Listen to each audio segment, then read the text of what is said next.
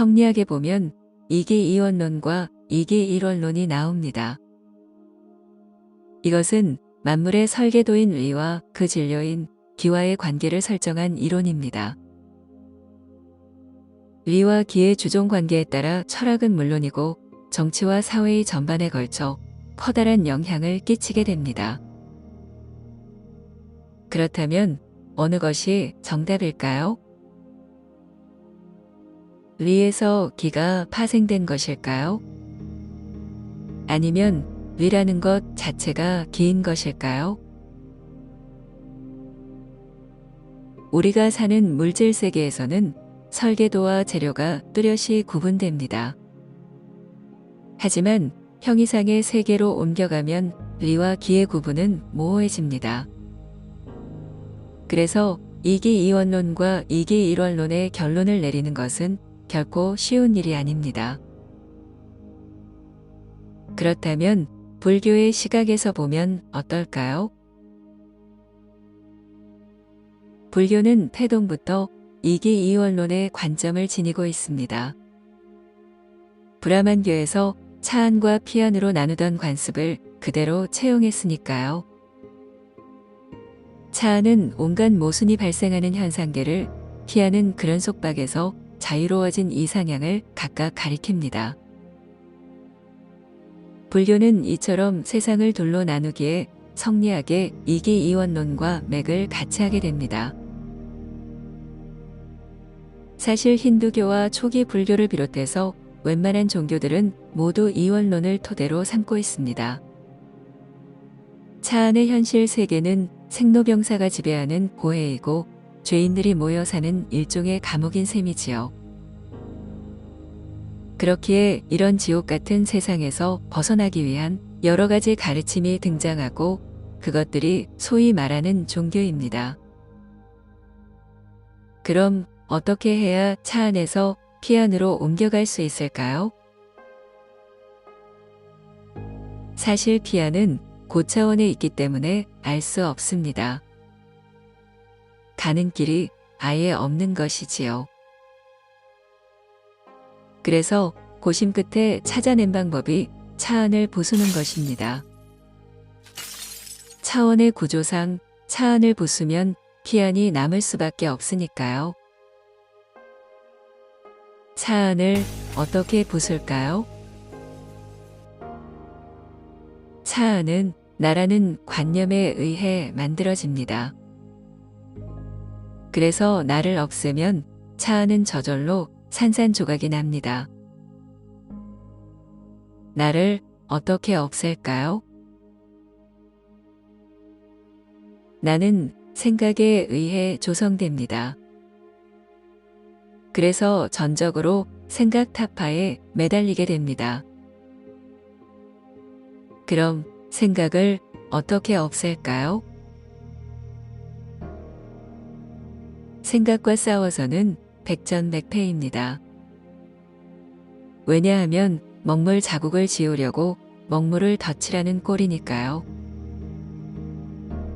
그래서 수행자들은 오랜 연구 끝에 생각과 싸우지 않는 두 가지 방법을 찾아냅니다.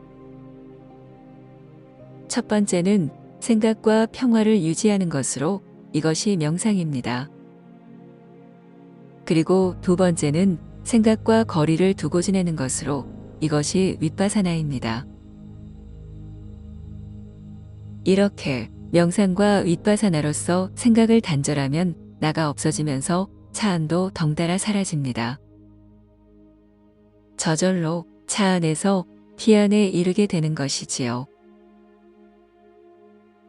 이런 이원론의 관점에선 시다르타가 35세에 이룬 성불도 2% 부족한 것이 됩니다. 왜냐하면 그의 육신은 차안에 여전히 머무르고 있으니까요.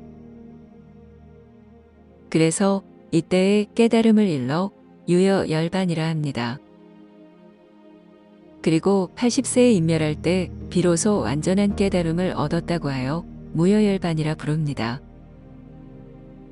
세존의 인멸로부터 불기 1년을 삼는 것도 같은 이유입니다. 그렇다면 정말로 세상은 차안과 피안으로 나누어져 있을까요? 여기에 강한 의문을 가진 수행자들이 나오게 되니 그것이 바로 달마에서 비롯한 중국의 선종입니다. 선종은 차안과 피안이 나누어지지 않았다고 봤습니다.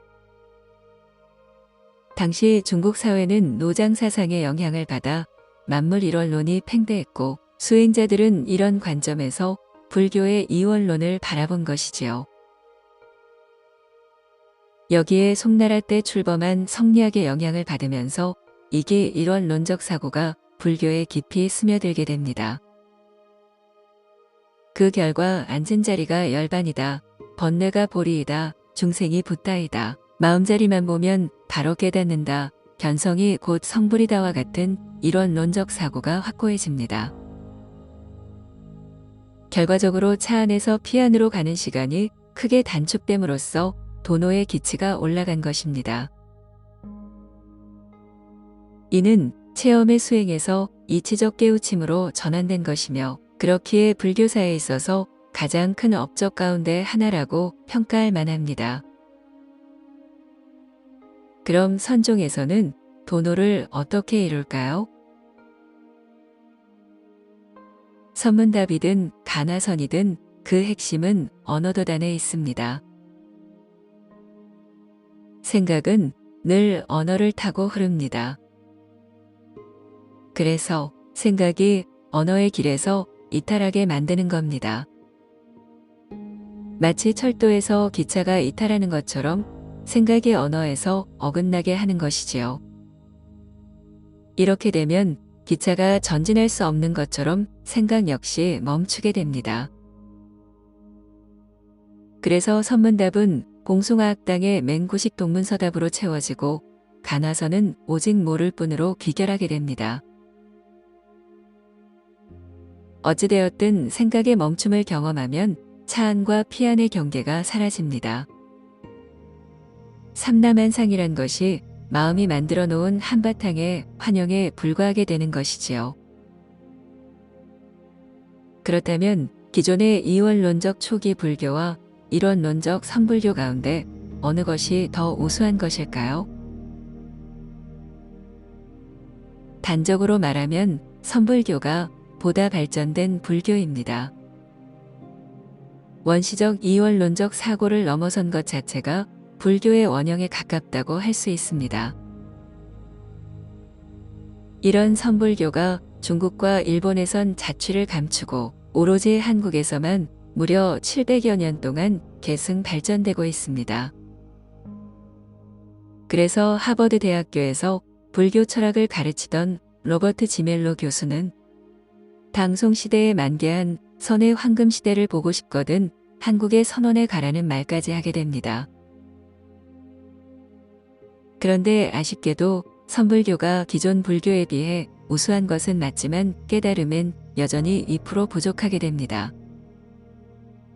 그건 선불교에서 말하는 이론론이 온전하지 않기 때문입니다. 가령 100원짜리 동전을 보면 이순신과 숫자 100이 앞뒷면에 나옵니다. 기존의 이원론이란 이순신과 숫자 100이 갈라져서 거리가 멀찌감치 떨어져 있는 상태입니다. 이것을 선불교에서 바싹 붙여서 100원짜리 동전을 만든 것입니다. 중생과 붓다가 마치 동전의 앞뒷면처럼 함께 존재하며 그렇기에 마음먹기에 따라 중생도 되고 붓다도 될 수 있습니다. 그런데 동전 방식의 일원론은 여전히 이원론적 사고체계를 지니고 있습니다. 이순신과 숫자 100이 붙어있긴 하지만 앞뒤로 나뉘어져 있는 건 사실이니까요. 물론 선불교의 수행자들이 이런 모순을 모르는 것이 아닙니다. 그래서 수행자들은 일단 차안과 피안을 동전처럼 붙여놓은 뒤에 언어가 끊어진 경계로 몰입해 남은 퍼즐을 풀게 됩니다.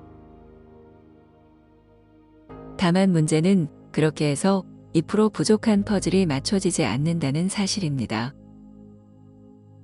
왜냐하면 언어도단의 경계에선 깨달음의 정점을 찍을 만한 이성적 힘이 없기 때문입니다.